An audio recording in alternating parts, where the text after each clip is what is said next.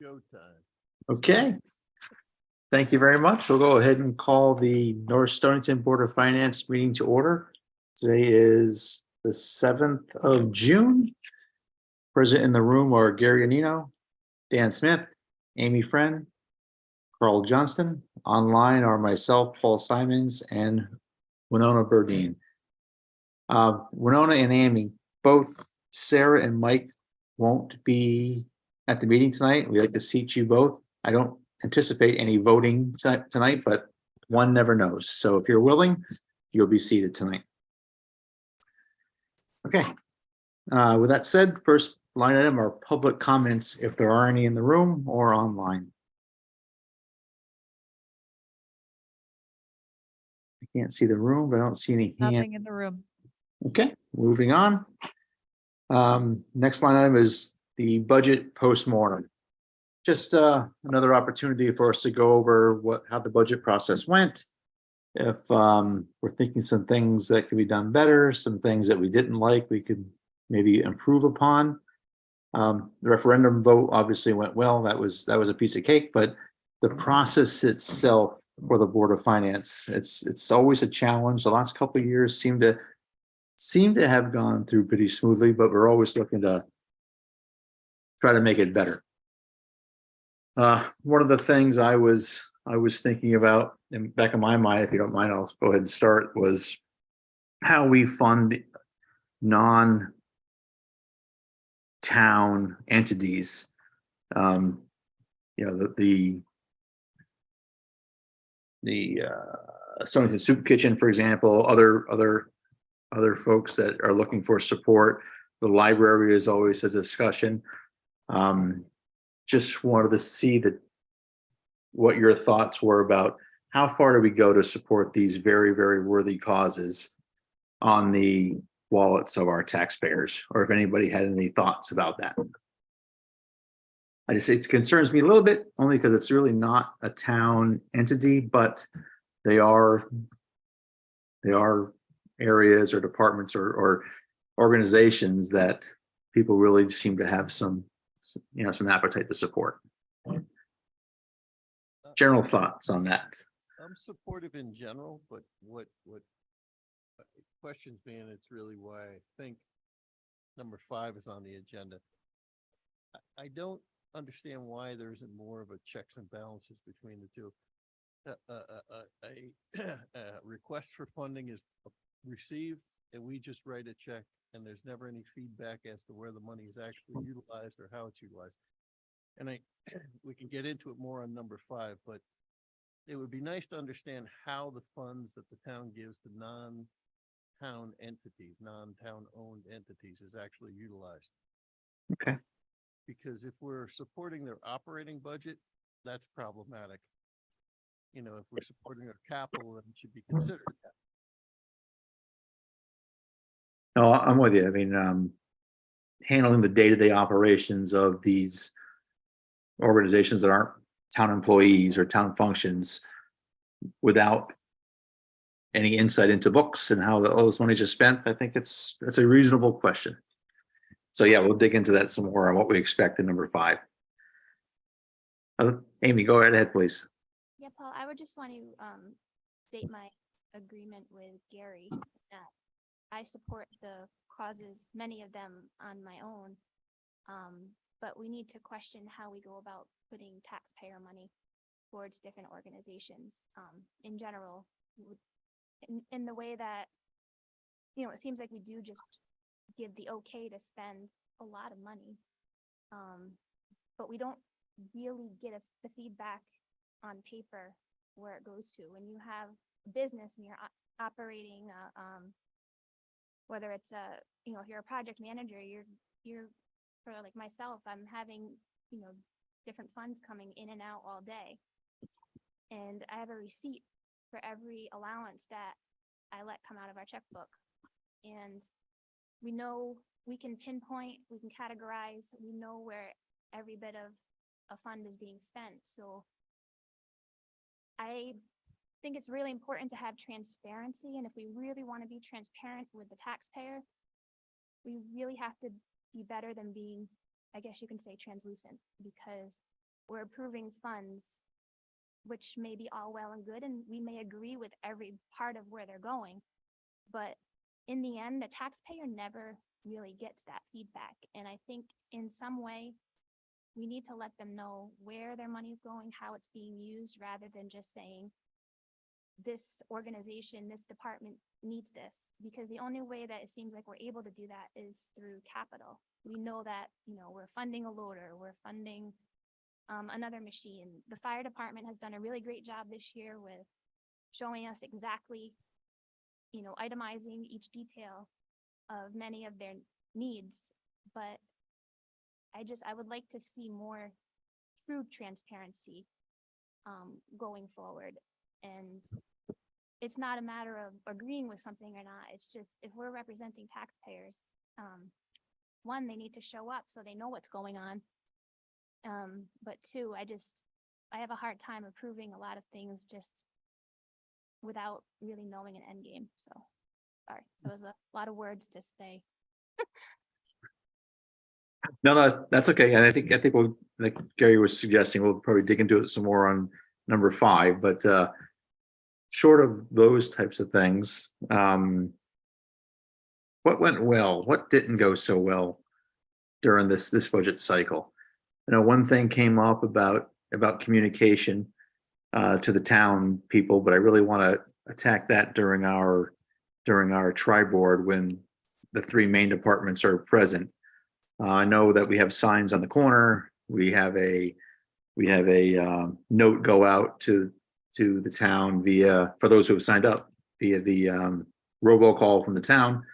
But there were some other calls that went out, appropriate or not. But I really want to get the groups with us to talk about that. But those are really the only couple things that I thought that was a bit of a head scratcher, but maybe we can do better on.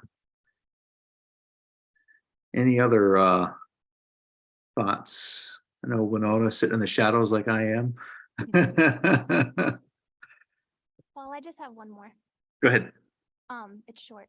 It's just, I don't know, as a town, we need to work because there's really 15% of the voters making the decisions for the whole town. So if we can find a way to figure something out to get more people out to vote and to know what's going on. I don't know how we do that. I don't know even if we have funds where we can send our own newsletters out in some way to let people know what's coming up, because 15% of the people making a decision is not, it's not ideal. No, I'm with you. I'm with you. Do we even have 15% this time? I can't forget the exact number. Christine would know off the top of her head, I'm sure. It was 15%. We are required to put a legal ad in the newspaper for the town meeting, for the budget meeting, for the town meeting, and for the referendum vote. All of those dates were included in the quarterly that went out in early April.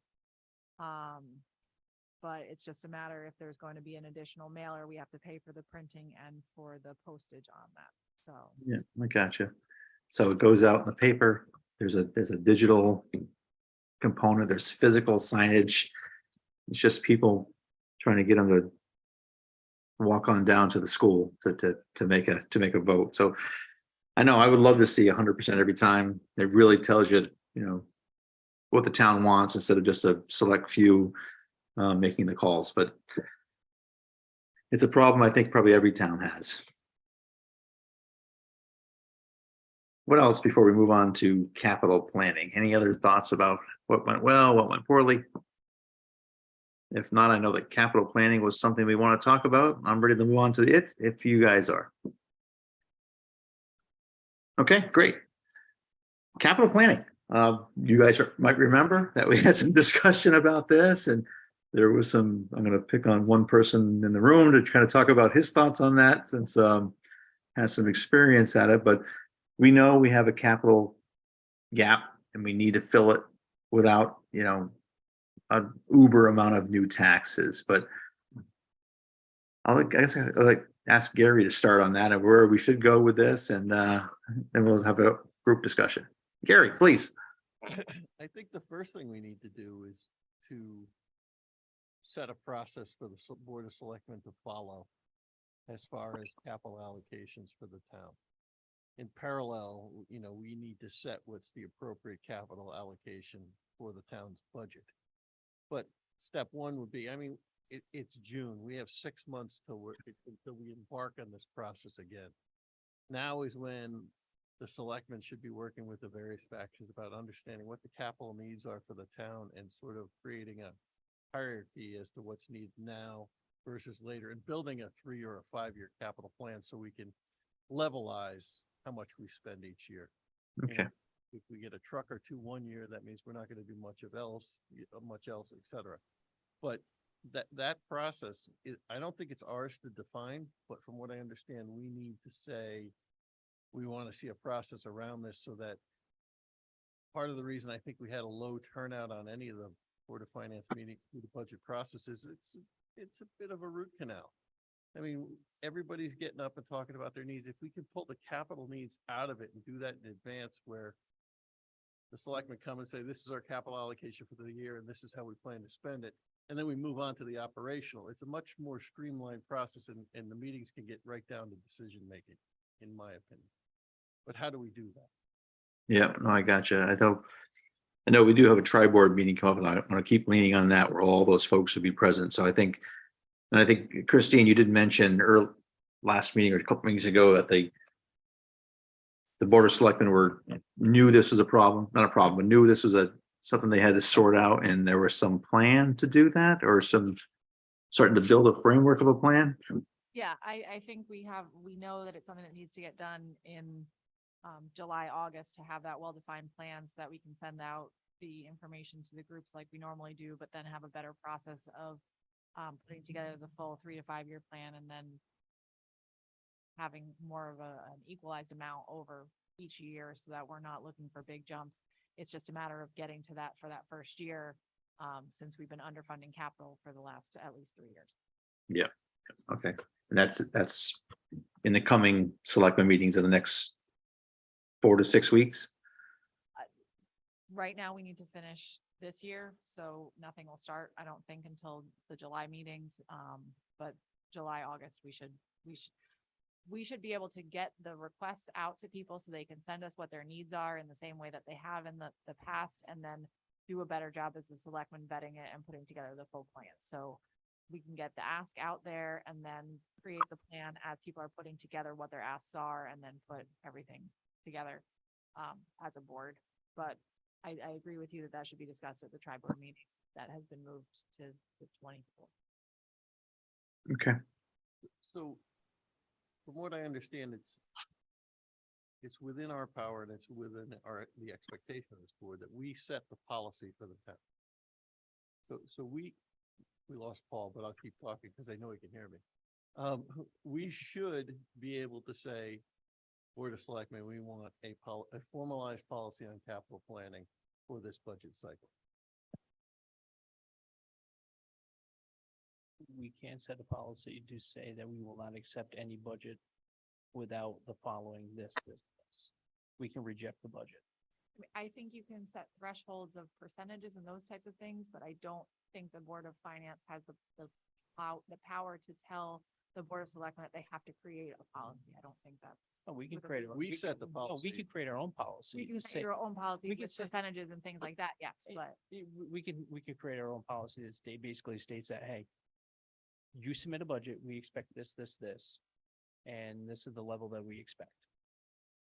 And we can just not accept the budget. We can just not show up. We do not have to accept their budget. right, I just don't know what you mean by this. I don't know what those types of things. Those would are be. the things that we would have to define. I'm sorry, I had my hand up. I think that we need to consider defining what capital needs are to begin with, because throughout these conversations over the past 6 or 8 months, a number of line items have come up and some people have said that's a capital item. So I think it would be helpful to give guidance on what we expect to be segregated out into a capital plan or capital project, et cetera.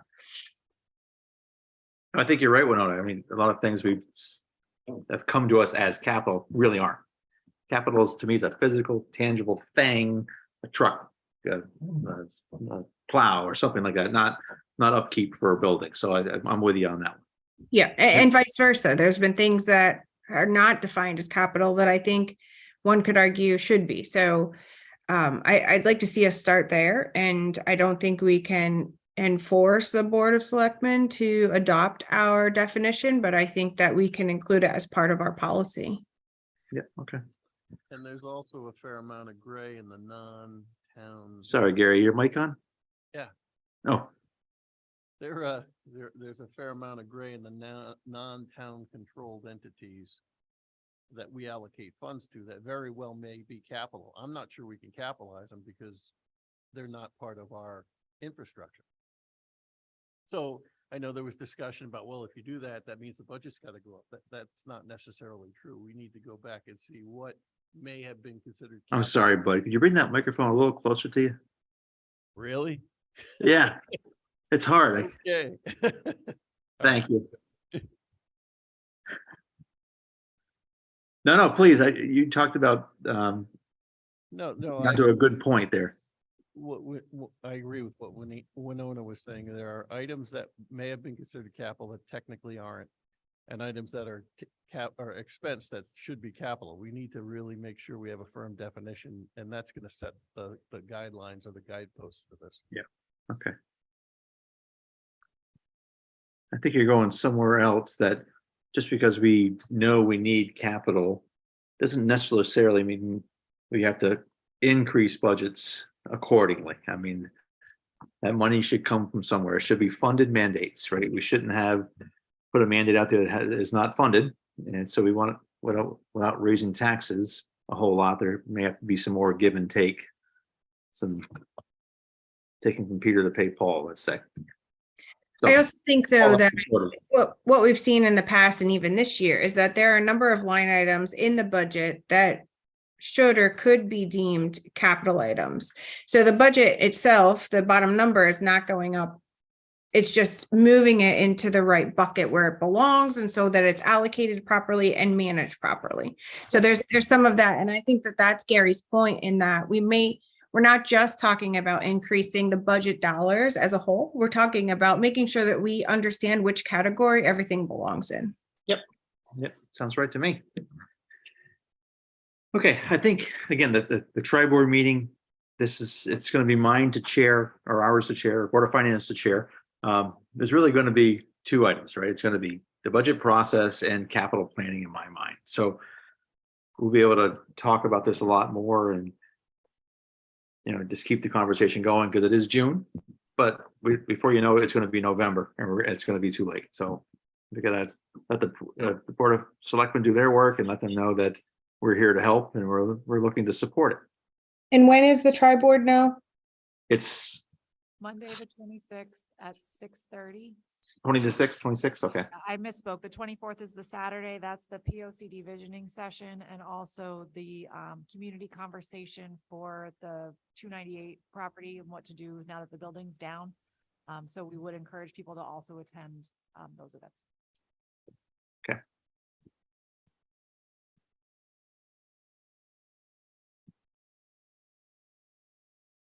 What else for capital discussion?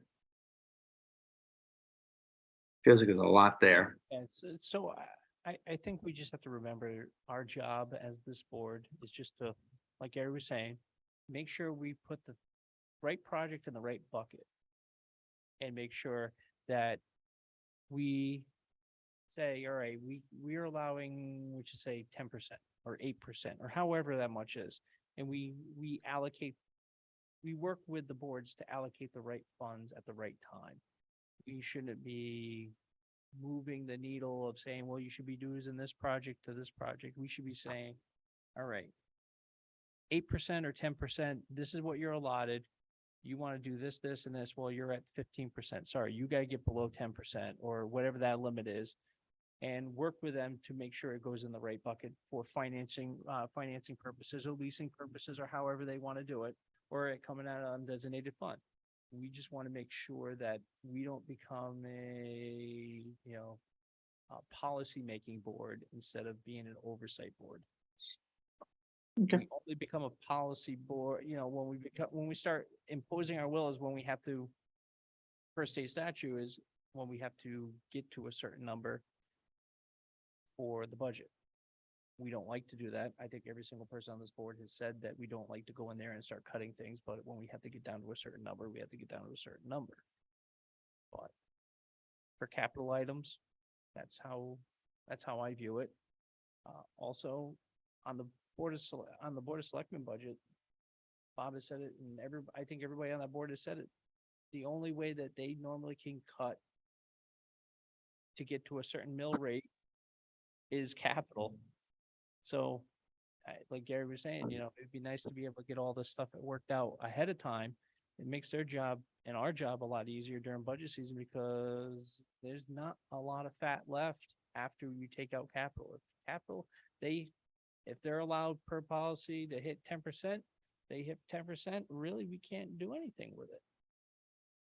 And I said that during the budget process, if we are going to go out and we're going to make a capital policy where we're going to say you can spend up to 10%, or you should be spending 10%, it's now uncuttable. I believe that. I don't know how anybody else feels on the board, but. Well, it's our target. It's what we should be looking at. But again, we're not going to raise taxes 2 mils every year either. So there's that balance, right? I mean, we're trying to make it better, and whatever, if it's policy driven or practice derived, If we go TBD, down- right? But Paul, if we go down this path where we're gonna say, hey, you should be spending 10% of the budget on capital. And we're gonna hold ourselves accountable to that. It's basically uncuttable in my eyes. Or you cut it from somewhere else. Or you cut it from somewhere else. It's- Or no, you're gonna have to cut it from somewhere else. Exactly right. Exactly right. So it's not just we keep tossing money. We spend the money where it needs to be spent. But again, this is probably a tri-board thing, and let the Board of Selectmen do their stuff, and But like but I'm saying is. just having the conversation. If the Board of Selectmen go out there and they come up with a number and it's 10% over the next 5 years. And that's the number that we hit. We're doing ourselves an injustice by not funding that. I'm just saying, if we're gonna spend the effort to go down this path, we have to make that commitment. And I Just- think what's important to me, and I don't know if others feel this way, but I feel like a big piece of this that we're missing is really the plan component of it. In that I feel like every year we're faced with, here are the current problems, and that's majority of what we should be dealing with. But at the same time, we don't have a plan at all, I feel. And so I think what I would like to see is a change in that viewpoint, in that we are presented, here is a 3 or 5 year, whatever the span is that we're talking about, almost like a Gantt chart, like this is what's coming. And we saw some of that from the fire department and a little bit from the highway department kind of after the fact. But, from the town, from the Board of Selectmen's view, this is what we see coming. And so we don't have big surprises because, to be quite honest, the surprises that we typically see are large dollar ones. So I can't imagine that they're all unknowns.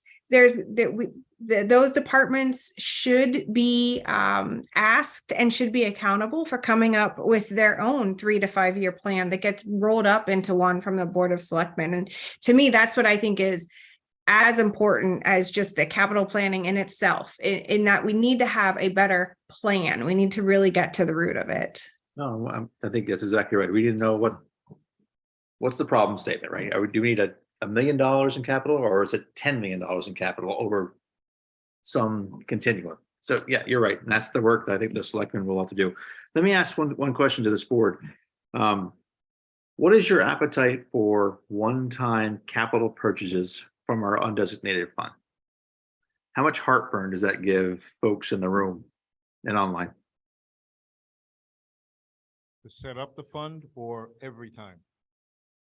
Say again, Carl? To set up the fund one time to get started, or for every capital large item is what are you talking? When you say set up the fund, what does that Right mean? now, if we wanted to set up, we know when we're already behind on the capital.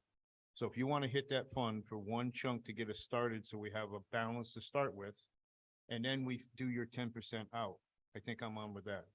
but I don't know if I'm on completely for one, every time you want something, we take it out of the designated fund. I think Oh. that's, No, I think it's, I mean, I'm not on board for taking out undesignated fund to balance operational budgets. But really capital, they are one-time purchases, right? So for a particular item. So I just wanted to throw it out there as So something to if that- discuss. if you're gonna do it that way, then how does it get put back in? It doesn't. No, I disagree. I'm all for it. So somebody comes forward with a cost savings idea. It's gonna be a 3-year payback like the dump. And they want a trash compactor, fine. Fund it out of the undesignated fund. But over the next 3 years, they're putting a third of that back in from their budget. Well, that's different. I don't mind keeping that, available to use for that kind of thing, but the money's gotta go back in. Okay, I was thinking the tax, suggesting it goes back in by taxing taxpayers. I wasn't on board with that. So I just don't want to interrupt, but there isn't a mechanism to put back unless you're over budgeting how much you're going to bring in and Yeah. having a surplus every year. And if that's what you're saying, that's fine. Well, That's they- the only they can mechanism keep- we have to do that. They can keep their budget flat for 3 years, but that allocation, that 30% they're gonna underspend and it's going back into the undesignated fund. That's the way it should work. Okay. Other thoughts on, besides the three of us? No, I'm sorry. No, you I'm can't- watching Paul. Yeah, I mean, I don't have that answer yet. I just wanted to just take a temperature. Dan, Amy, Winona? go ahead. I don't know, I think there could be a threshold set where there's so much that we can use from the undesignated fund. It's taxpayer money that's already there. Yep, we have that. So, I don't see a problem with using a certain percentage of it for things that come up, but, one thing I was gonna say before, in agreement with Winona, we do need plans, because I don't like chasing a moving train. And, I don't really remember too many of the departments stating that they needed anything in the next 3 years, 3 to 5 years, besides the fire department and the highway department. So for us to be able to plan a budget or capital, we need the departments to cooperate. And we received a lot of blank, lines. So that doesn't help us. And not to say we need to, I don't know how to get people to fill that out or think about it more, but there needs to be more planning all the way around. It's not just us, because we can't plan if we don't have the information. So we do send out a separate form in July, August that goes out just for the capital. And so that's what's gone in to put together the 5-year capital plan, which again has not been vetted and consolidated and evaluated by the selectmen, but they have seen the compiled plan. And most of the things are, Hewitt Farm has needs for the John Dean Gallup House, and that's been included in that plan, and that was included in the submissions by them. We need new computer and technology every year to keep up the resources that we have. And we get asked for money to go into the land acquisition fund every year, things like that. But any other large purchases, we honestly don't have on the horizon at this point. We know we need to do the flyover. We know we have revow coming up in a couple years, but we have funds left over from prior year sitting in that fund, so we shouldn't need to put any. So the big asks really truly are just from the fire company, the ambulance, and public works. Okay. I'm sorry. I'm sorry, can I ask a question? Christine, you said there's no mechanism to get money back into the undesignated fund. So can you tell me how we're gonna get paid back for the loan that we paid off for the school? No, That's what I probably meant, coming what from I the meant fund. was there's no way for town departments to pay back. So unless you're saying that you're going to collect more taxes and spend less money within the budget itself, there's no mechanism to put money in. But when we get reimbursements from the state and they're above and beyond what we've allocated to receive as revenue, any of that goes back into the undesignated fund at the end of the year. So Okay, right now, for that clarification. Yep, so if we've spent less this year than we intended to, or we get more revenue than we intend to, then all of that surplus will go back into the undesignated fund. Thank you. So I'm Paul, sorry. i- Go ahead. If you want my opinion, it would also depend on the level of the undesignated fund at that time. Now we have a window we gotta be in for sure, yeah. Yeah, that's a big thing. And also we have a note out, hanging out with the state of Connecticut right now of a lot of money that we don't know when we're gonna be receiving back. Yep, that's correct. It's taking Just- a large chunk out. One more note. I think we have some students in the audience, so maybe it would just help if we let them know what capital is, undesignated fund. Maybe what we're talking about a little bit, so they can follow along. That's great. I was just gonna say, I have about 1 Little, minute left and I have to split. Okay. But I think the tri-board meeting, we could definitely be an educational endeavor for sure. Sorry for that. Capital planning, I think we did start going on to the next slide on for submittals. And I think we'll probably tease that out some more at our capital meeting, but like Amy was saying, some didn't get received. I think those departments that didn't send one in, that to me means we don't need anything. So silence is agreement in my mind. Perhaps I'll bring that submittal form to our tri-board meeting that we can have and look at, or we can study before then, but that'll be the end of this month. And if the Board of Selectmen is creating a 5-year capital plan, I believe we haven't seen the information from the last fiscal year that was for this budget season, so I don't know how we get access to that. So how do we move the needle on getting the capital plan vetted and approved and sent from the Board of Selectmen to the Board of Finance would be a deliverable request that I have. So Christine, do you think we have anything on that right now? Is that really something that the Board of Selectmen even have the vaguest idea of, or is this really a new initiative, fresh start? They're gonna start after July 1st. They have not discussed it in a meeting at this time, and I don't foresee it being on the agenda for the June meetings, but I can double check with Bob. Yeah, even the last fiscal year, like Winona was talking about, there's really not a lot of substrate there. There was no process for them to, they had the 5-year plan as a compilation of what everyone had submitted. They've seen that. They have copies of that. But that was not vetted. They did not choose to look at the long-range plan. They only looked at the current year for budgetary purposes of what should be included in the budget that they were going to submit to the Board of Finance and then move forward. Is Okay. it because they only didn't have guidelines or any guidance for that? That, the previous board had a capital improvement work group that worked together to vet out the plan. And this Board of Selectmen did not use that methodology, so I don't know what they want to do. I can't speak for them. So living in the moment is what they're doing. Okay, if you guys are set, I'd like to table the next item, review of minutes. If everybody's okay with that. And the last little bit of time for public comments, if there are any. Apologies to the students in the group.